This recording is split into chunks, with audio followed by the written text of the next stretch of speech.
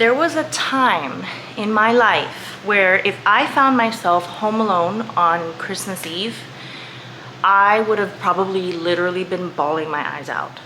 So I want to preface this video first of all by saying that nothing that I post is scripted. Everything just comes from a thought that I have at some point in the day, and it just turns into something that I would like to talk to someone about. And my boyfriend's a little tired, probably, I'm sure, of hearing me like rant and rant about all these crazy thoughts that just pop into my head. So I decided to start a vlog, and hopefully it'll help some women out there.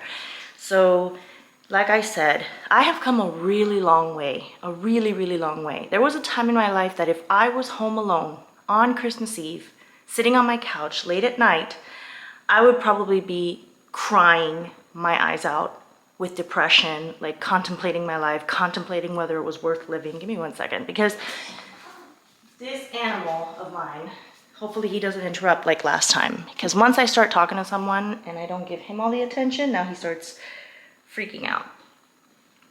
So last night I wasn't alone. Last night was Christmas. I'm talking about Christmas Eve. I wasn't alone. I actually live across the street from my mom, my stepdad, and my grandmother.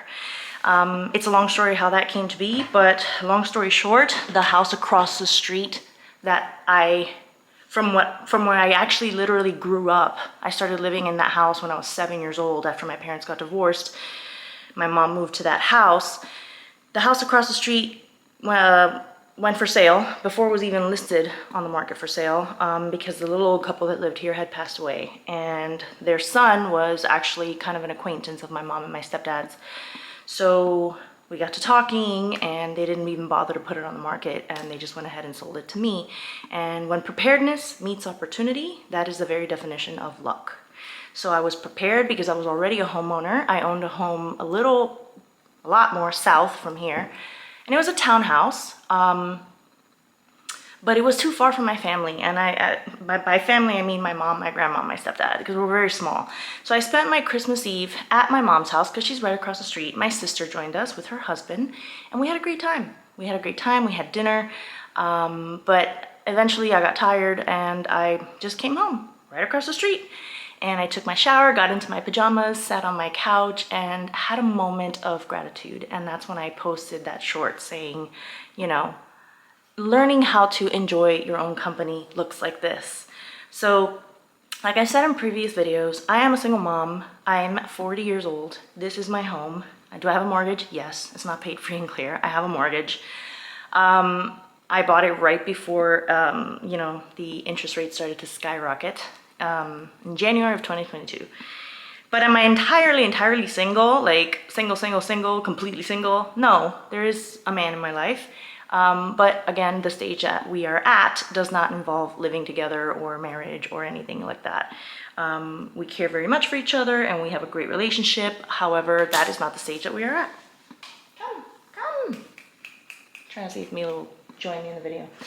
But with that said, I still make videos talking about single motherhood because it is still difficult, because you are the sole financial provider for your household. Now, with that said, not everyone is in the same situation. I am not a single mom who has the father of my children as a total deadbeat. He does provide child support, but because I had to enforce it. And he does spend time with the girls, and we share 50-50 custody. This is Milo. Say hi, Milo. He's very needy. I don't give him attention, he'll just start crying the whole video. But I don't want to, make anyone look bad or run anyone's name in the mud, but I will sit here and tell you, honest to God, I was in a very abusive relationship. If you ever saw the show Made on Netflix, you don't have to be hit to be abused. And I did get hit one time. And I do have proof and evidence of it. However, that was like the very last straw. There is such a thing as emotional abuse. There is such a thing as mental abuse. There is such a thing as financial abuse. And I lived through all of it. And I used to not be able to be alone because I spent a lot of my childhood and my early years feeling very alone. I remember being 5 years old, crying in my room, and I don't know who was it that came in and asked me what's wrong. I think it was like my grandfather or my grandmother. And I remember just telling them, nobody loves me. Like, those were the words that I remember coming out of my mouth through that little kid crying sound of like, nobody loves me. And I just remember it clear as day, like if it happened last month. Like, I'll never forget that moment. And it was genuine and it was real and it was true. And I genuinely felt that nobody loved me. I remember not feeling seen. I remember wanting to try to talk to my dad, and he was talking to his guests that he was entertaining, and he wouldn't look at me or talk to me. And my mom was just always very occupied and busy in the house and in the kitchen with her stuff. And we grew up in a different era where we weren't aware about emotional intelligence. And, you know, as long as the kids were fed and they had clothes and they went to school and, you know, they weren't dead. Sorry, let me fix this color. They were fine. So emotionally, we raised ourselves, essentially. And I had a very hard time making friends in school. I was very, very shy. I was always very afraid of what the other kids would think of me. I was afraid of being bullied. I do recall a couple of times being bullied. I was afraid of being ridiculed or ostracized or made to feel like I just didn't fit in, because I really felt like I didn't. All the other kids talked amongst each other and had friendships going on, and I just didn't feel like I can interject, nor was I feeling invited. So I just kind of kept to myself a lot. And growing up with a brother and sister who were both very popular, this made me feel even worse. Being the middle child, my older sister was always popular, had a lot of friends, had a lot of boyfriends. My younger brother as well. My younger brother was, I hate to say it for lack of a better word, a delinquent, a hooligan, you know, always getting into trouble, but he was liked. He was loved by everyone. And I remember several years after high school, when Facebook came out, and talking to someone that knew me from high school, I was like, I don't know why, I was always so shy, like it was hard for me to make friends. He's like, well, you know, you were very pretty and all that, but you were very quiet and kept to yourself. That's true. And I'm like, I wonder why, like, no one really, like, some people did. I mean, I'm not gonna say I had no friends. I had like 2 or 3 friends. But like, why was it so hard for me? You know, if that was the case, like, I'm not like this hideous creature that I thought I was. He's like, well, to be honest, because you didn't look very friendly. And that's when I realized maybe I have RBF. I don't know. If you don't know what RBF is, go Google it, RBF, because I'm not gonna get my channel banned because of saying bad words. So I was also a dancer, and dancers are trained from a very young age to stand very straight, very tall. So perhaps my posture with my RBF made me look like I was stuck up. I don't know. The point is, I was always a very sweet, good person. I always wanted the best for everyone, and I always saw the best in everyone. And, you know, I had a lot of empathy. But then I ended up attracting someone who was like, wow, I just won the jackpot, lottery. This is gold. Someone who will always prioritize me, always think about my feelings and what I want, and put what I need first. And that's exactly what I did. And I was loved for it. And this is where I wasn't aware that this was happening at the time. I didn't start learning about all of this until about maybe 2013, 14, then 15, 16, I really started diving into it, learning about the whole codependent, narcissistic relationship and the dance. I give a lot of credit to Lisa A. Romano. She's on everything. She's on YouTube, Instagram, Facebook. She has books. Also Ross Rosenberg, Melody Beatty, I think is her name. She's the one that wrote Codependent No More. I read a lot of books on the subject and saw myself in these stories, saw myself in these words, and my life and my circumstances and my situation and everything that I tolerated and everything that I put up with and everything that I internalized and blamed myself for. And I was sad for a very long time in my relationship, in my marriage. This was with the father of my children. We met when I was 21 years old in 2004. And the relationship completely came to an end in January of 2019. So all those years, it was on and off. There was a lot of back and forth because I was torn between my fear of being on my own and having no one love me and being all alone again and isolated and not being able to make friends, not being able to find a boyfriend because I'm so introverted, and torn between that and my integrity, my self-love, my virtueness, to owe it to myself, to give myself the life that I feel like I deserve and I really want. And I tried to make it work. I really, really did. But it was just a very difficult dynamic. And I'm not going to sit here and tell you that I was 100% innocent. I was, 100% innocent at one point, 100% innocent, like a child. But it got to a point where I started catching on to the things that he would do to me and the things that he would say and the maliciousness behind some of these things, that I started learning. I started learning how to be manipulative, how to be malicious, how to not care, how to be callous and just kind of like pretend like you care, and then deep on the inside, do what's best for yourself, because I learned this from him. And I started eventually turning it from being sad when things would happen to acting with anger. And this is what they call reactive abuse. So were we at one point abusing each other? Yes, I was reactively being abusive. My reaction to his abuse was abusive. So then he was blind and incapable of seeing himself and how he was being abusive. So all he saw was mine. And so, of course, there's always two sides to every story. And in his story, it's going to be, well, she's the abusive one. And of course, he has proof of it because, again, in our fights and arguments, which are something private between a couple, and you do it in good faith, thinking I can just speak my mind and open my heart to you and tell you everything. And then you kind of find them recording you with their phone, like they're talking to you, you're talking to them, and they're like this, and they're like, and they're acting like they're on their phone, and I'm like, would you put your phone down? You're not listening to me. Are you recording me? And that's exactly what he would do. And then I would get even more angry, which was dumb of me. I should have just like stopped right then and there. But then he has proof of me acting a fool. And of course, anyone that he shows it to, any relatives, friends, girlfriend, whatever, it's gonna make me look really, really bad. But I don't want to go so far back into the rabbit hole of everything that I went through, because I did a lot of work to heal from all of this. And if I sat here and talked to you about every single experience, every single thing that I went through, we would be talking for hours. I would be talking for hours. You'd be watching a video that's 10 hours long, and I'm not going to do that to you guys. So did I seek therapy? Yes. But I feel like I have struggled with finding a therapist who can actually label and diagnose me. But I've come to a point in my life where I no longer care about labels and diagnoses. I am okay with understanding my perspective of how I experience things and how I have managed to learn how to heal from them. So do I think I have PTSD, complex post-traumatic stress disorder? Yes, I believe I do. I think I've healed a lot from it, but I think there's still little parts in there that are sometimes triggered by certain things that respond with trauma. Do I think I have anxiety? Yes, that I was diagnosed with. I have had depression? Yes, diagnosed with that as well. Sometimes I wonder if I am sort of on the autistic spectrum, because even though I may be good with talking in front of the camera, I'm good with articulating my words. This is my thing. This is my niche. I've always been a writer. Since I've always been very internalized and I keep everything inside, I think a lot and I would journal a lot. I would write a lot on my phone, actually. I'm trying to do more paper journaling, but sometimes my words in my mind want to come out faster than my hand can write. My hand gets tired.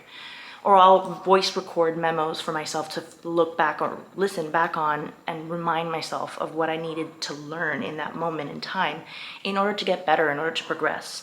So I have done a lot of self-work, but I feel like that has taken me to a point where now I fear that perhaps I'm getting to a place of almost being somewhat antisocial, because I don't feel as deeply sometimes for people like how I used to. And I think maybe it's not an antisocial thing. I think I'm finally just at a healthy balance of caring for myself as well as caring for others. Because sometimes when you care excessively for others at your own expense, where you're not caring for yourself enough, that is codependency. That is when everyone else comes before you and you're a martyr. And some people see it as sainthood and, oh my God, what a good person. This does not make you a good person, because you think you're a good person, but you're putting yourself last. And when you put yourself last and you're depleted of what you need, you're not going to be able to be there for very long. You're not going to last very long. And you're not showing compassion to yourself. You are a person too. And you deserve to have compassion for yourself, especially if you've lived in a life where very few people, have shown compassion towards you. Right? And then you have these spoiled brats who have been given so much compassion their whole lives that they just feel like they deserve everything and then some. And the minute they meet someone who doesn't, flip over backwards for them 10,000 times, they're like, how dare this person? Like, this person isn't for me. They don't love me. And so I think I'm in a healthy balance, because Again, I am seeing someone. I have children, he has children. His children are older. He has 3 children, but one of them is about teenage, kind of like my kid's age. But he lives with his mom now. He lived with him for a very long time, but now he's living with his mom. And his 2 other children are young adults who are pretty much independent. But he doesn't get to see them a whole lot, doesn't get to spend a whole lot of time with them. And so when the holiday came around, you want to spend it with your boyfriend or girlfriend, but you have family. So it's very hard to decide, like, what do I do? So, he had a football game that he attended with his son on Christmas Eve, which I found to be really weird that they would have a game on Christmas Eve, but did I judge him for it or feel like negatively towards him for it? No, because it's a very beautiful opportunity to bond with his son, and they had a great time. Do I wish he could have swung by my house, a little earlier, or like we could have seen each other at some point in the day? Yeah, that would have been nice. It just didn't happen. So it was kind of a bit of a lack of planning there, and that's one of our little differences that we're like working on. Like I'm a planner, and he's a very like spontaneous, go with the flow kind of person, and I feel like opportunities are missed when we don't at least try to plan things.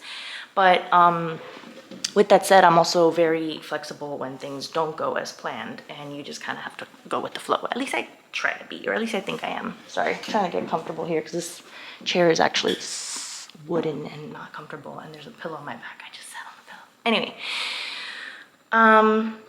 so with that said, my children last year were with me on Christmas Eve, and I'm Cuban, and Cuban people and most Latin people, Christmas Eve is what we call Noche Buena, is our biggest part of the Christmas holiday. This is what we celebrate the most. This is like our Thanksgiving, or we have our big meal, and we have our family time, and people have parties. We didn't have a party. We're a very small family, but we just gathered together. We ate, we laughed, we had a good time, and then we went home. But Christmas Day, we don't really do anything. It's not custom. We just open up our presents, we eat leftovers, and we just have a very chill, relaxed day. And in his culture, Christmas Day is the day that you have the meal and you sit down with your family and whatnot. So Christmas Day, we didn't really see each other either, but mostly because, yes, he invited me to come to his house. I was gonna have my children back. So our agreement, me and my ex, is that every other holiday, this is how we alternate. So if I have them for Thanksgiving, then he has them on Christmas Eve. And then Christmas Day, we divide it in half. So he'll have them, he woke up with them, so he'll have them for the first half of the day till around 12:30, 1 o'clock. Then I'll have them for the rest of the day. And vice versa the next year.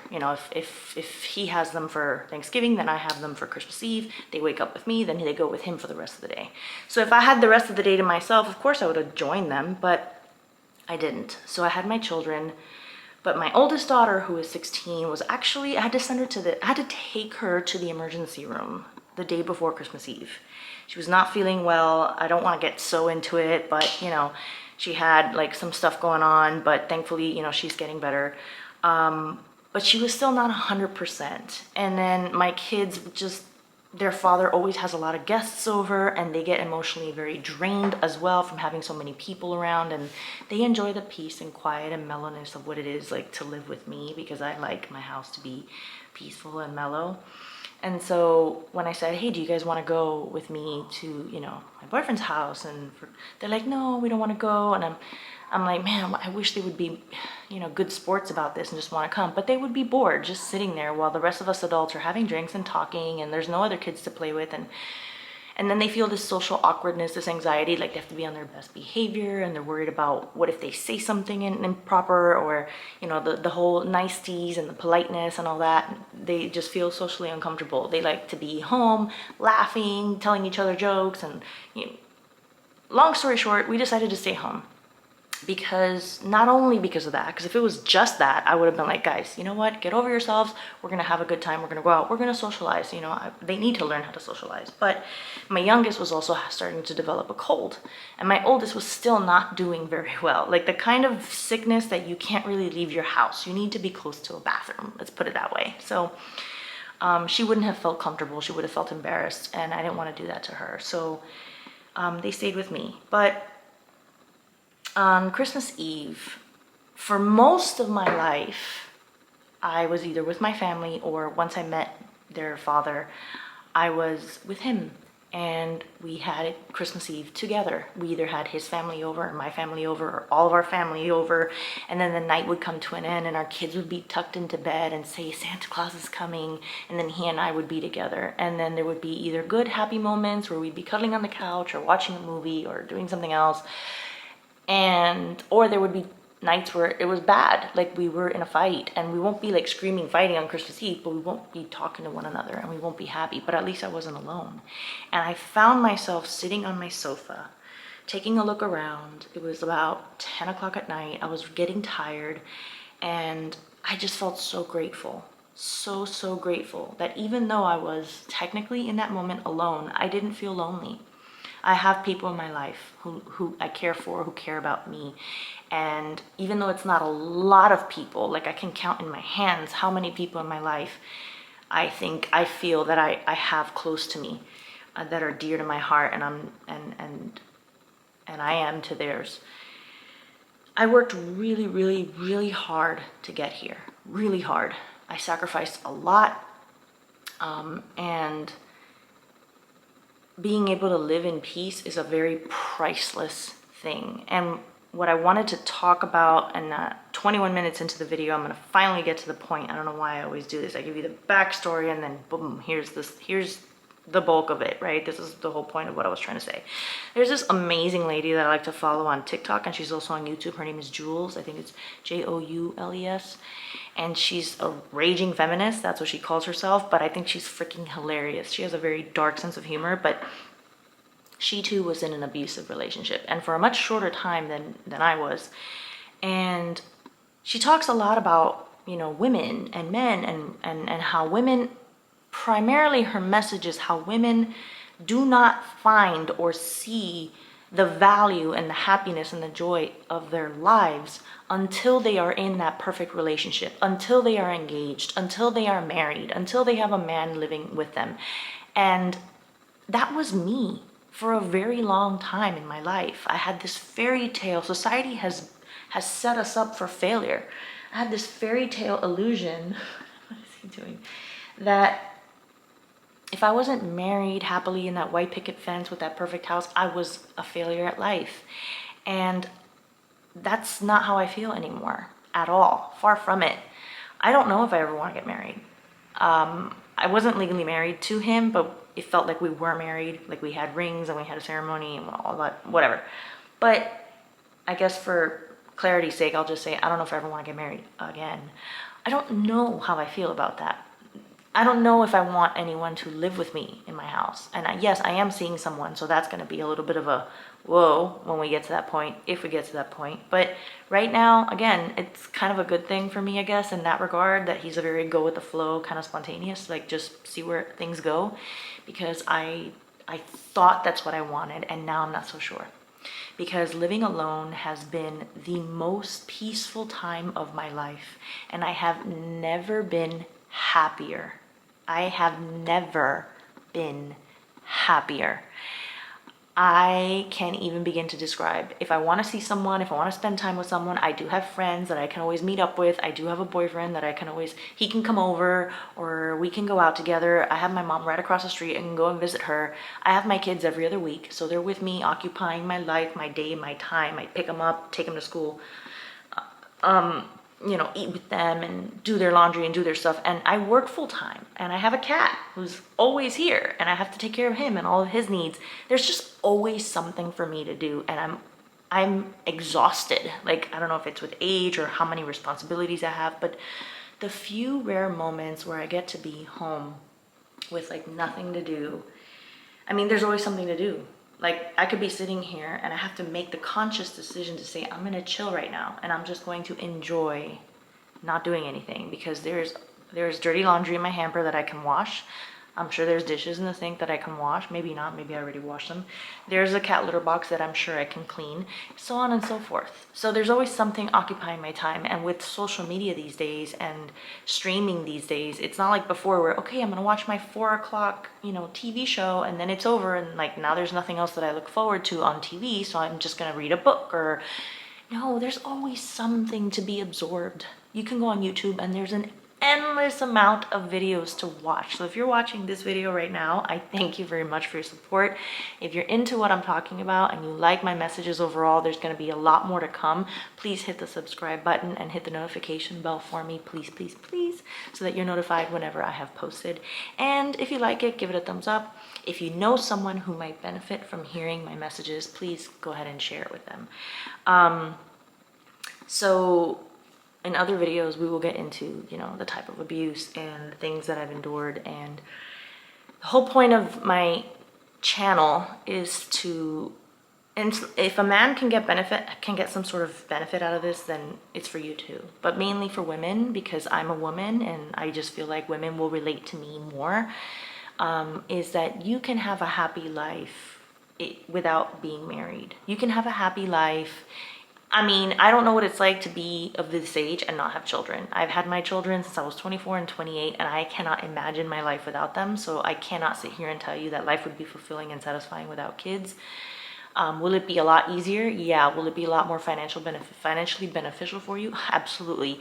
But do I regret it? And do I wish that I didn't have those financial obligations or responsibilities? Absolutely not. I do find joy in having them in my life, in knowing that I'm providing for something and someone other than myself. In fact, when I have sat down to meditate and really contemplate and think about it, if I had absolutely no one to provide for, if it was besides myself and my cat, if all this was just for me, I wouldn't have all this. I would not work that hard. I would be in a small little apartment or I would probably live I don't know what I would be doing, but the whole point why I wanted a house was so that my daughters can have that memory of, I grew up in my mom's house and it was so peaceful. Because being with their dad, even though we had homes, we moved a few times, but we always lived in a home, first an apartment, then a house, then another house. It was not peaceful for a lot of it, and I wanted to give them the opportunity to experience what it is to live peacefully in a house. I didn't want them to see their mother, in a little studio apartment, struggling, biting the bullet, while dad has this house with a pool and all this fun stuff. And for them to get the impression that, oh, if you don't end up staying married, you're going to end up in this poverty. So I busted my butt. I went to school. I switched jobs. I asked for raises. I did whatever I needed to do to ensure that I can be a good example for my daughters and show them what a woman can accomplish on her own. Only because it saddens me to think that if you're born with a uterus and ovaries, unless you find a human being who is born with a penis and testicles and you can convince that person to love you, you're not going to have a good quality of life. You're going to be stuck living with your parents. You're going to be stuck living in a hole. And that's as much as you're ever going to get. You got to find that man, that dude, that guy who sees your value and wants you, and then you are worthy of a good life. That's sad. That is not fair. It's not to say that I am this raging feminist that puts men down. I don't have a problem. Men can, they have their life and I have mine, okay? I'm just saying focus on your life. Focus on yourself. There is nothing wrong with going to a restaurant and eating by yourself. I've done it countless times. There's nothing wrong with going to a mall or to a movie theater or to be home alone on a holiday. Try to find the peace in it. Try to find the joy in your own quality time. If you are living your life solely for the fact that one day I'm gonna find my Prince Charming and my life is gonna change forever and I'll be happy when that day comes, you're not living. This is what that lady that I'm telling you about on TikTok and YouTube, her name is Jules, this is what she talks about. Start living for yourself. That doesn't mean you have to go out and be wild and go to nightclubs and because that's not me. I don't particularly enjoy that sort of lifestyle. For me, living is doing the maximum that I can to achieve the things that make me feel safe and secure, because being safe and secure brings me peace, and being at peace makes me feel happy. I feel joy. I don't feel stress or worry. I try to eliminate my stress and worry. So by having a job to go to, I know I have a steady income that's going to be coming in. I know I can pay my bills. So I'll always have this home to sit down and relax in, eat in, sleep in. And I get tired because I have so many responsibilities. So do I want to like go out and party all night? No. If I go out, it's because I'm really in the mood to see lights and see people and hear sounds and be stimulated. It is not because I want to go meet someone and let's see if I run into someone. I mean, even before I was dating someone, when I was single, if you go out for the purpose of, oh, I might just meet my husband tonight, you're doing it all wrong. You're doing it wrong. And I don't know how to tell you to stop doing this, because I don't even know exactly how I stopped doing this. I just kind of became so busy with my own life and my own stuff, and I had goals and I had things to do, that I just stopped worrying about that altogether. And I just started focusing on me and my goals that I wanted to achieve and my peace. And peace is a very big, important goal that I need to achieve every single day.